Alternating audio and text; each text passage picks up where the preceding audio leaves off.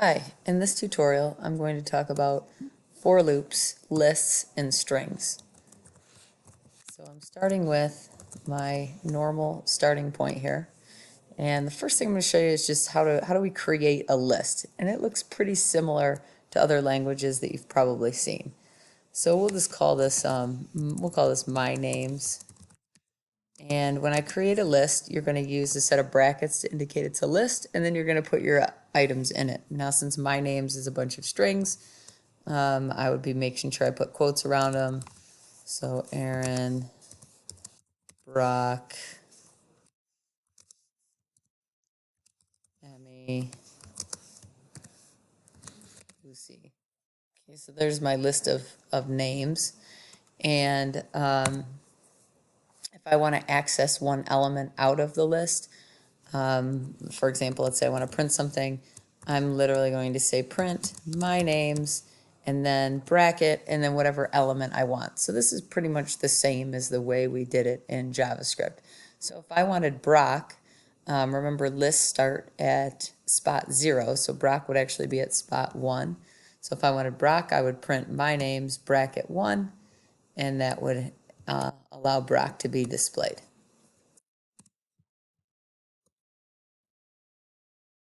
If I wanted to go through the entire list and maybe say print out each element in the list or whatever you might want to do, you can use a for loop for that. But the way we did the for loops in Python are a little bit different. So we're going to say for item in my names. So this for loop is basically saying for whatever item in my names, we want to print, say item. So now when I run this, you're going to see that it prints every item from the list. So item is indicating the element itself. In my names is the list that you're getting the element from. So that's just a quick synopsis on using lists in Python. The next thing we're going to talk about is for loops and strings in Python. If I want to use a typical for loop, like we did just with a normal counter, I can say for x in range, if I put a single number in, like 4, this is basically counting through the numbers 0 to 4. So if I said, for example, print x, and I run this, it's going to just print the numbers 0, 1, 2, and 3. So it's not going to include 4. If I wanted to designate a range, I could say, for example, 2 to 6, and then when I run that, notice that it starts at 2 and it goes up to 5. So anytime you're using the for x in range, x is just basically a counter that would start at whatever the first value is and end right before the last value. And like I showed you before, if I only put one value in, it's going to default to start at 0 and it would end 1 before it. So in this case, it would be 0 to 4. So that's just a basic counter type for loop.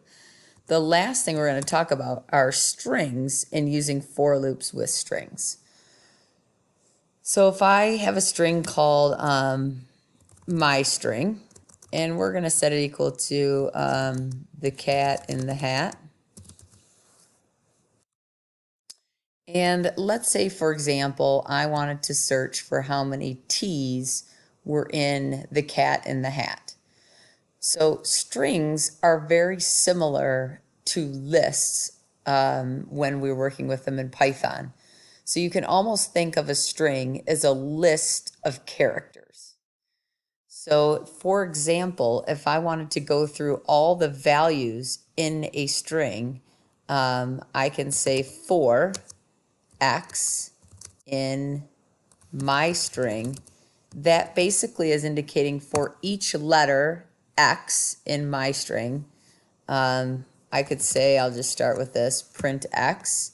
So when I run this one, you can see that it prints every letter in the string, the cat in the hat. If I wanted to do something a little bit more with that, if I could say, for example, if x is equal to t, or x is equal to capital T, right? So that would be me searching for a specific letter in the string. Let's say I want to keep track of how many there are. So I'm going to back up. If I need to keep track of how many there are, I'm going to create a counter. So I'm going to say counter equals 0. And if x equals t or big T or little t, I'm going to have counter equals counter plus 1. Or I could abbreviate this with counter plus equals 1, and that should mean the same thing. So let's see if I print counter here. That would tell me how many times the T appears in the Cat in the Hat. So how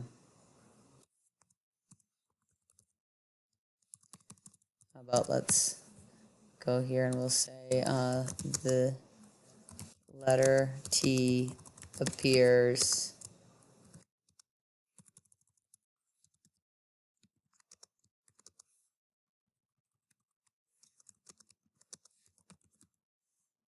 and I'm probably going to have to cast that counter back to a string to make it print correctly.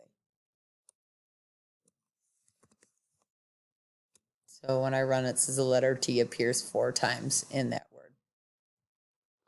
So that's just basic. How do I create a string?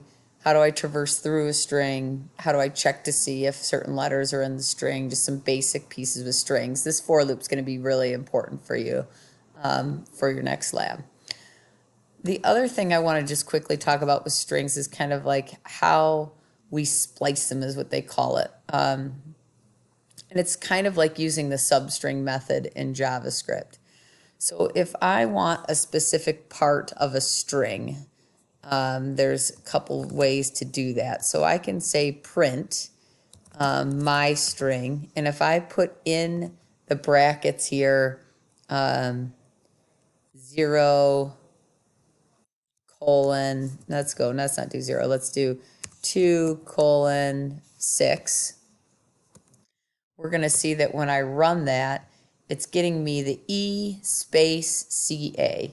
And so basically what that means is it's starting at spot 2, which remember strings start with index 0, so it's starting at index 2, and it's going up to but not including index 6. So it's taking whatever's at spot 2, 3, 4, and 5. So E space C and A, and that's pretty much the same as the substring method. So I'll put a comment here, same as substring method. If I want to take, there's kind of some shortcuts. If I want to just start from the beginning, I can do the same idea, but I'm not going to put a starting number in there. I'm just going to say like colon 5 here. And this will basically, this means start at the beginning. So when you normally slice a string, you have a beginning and an end. If I don't put anything in the beginning spot, it just assumes to start at the very beginning and go up to, but doesn't include 5. If I want to start at a certain spot and go clear to the end, I'm going to kind of do the same process, but I'm going to give it a starting value, say 8 colon, and I'm not going to put a number in for the ending value, and that tells it to go clear to the end.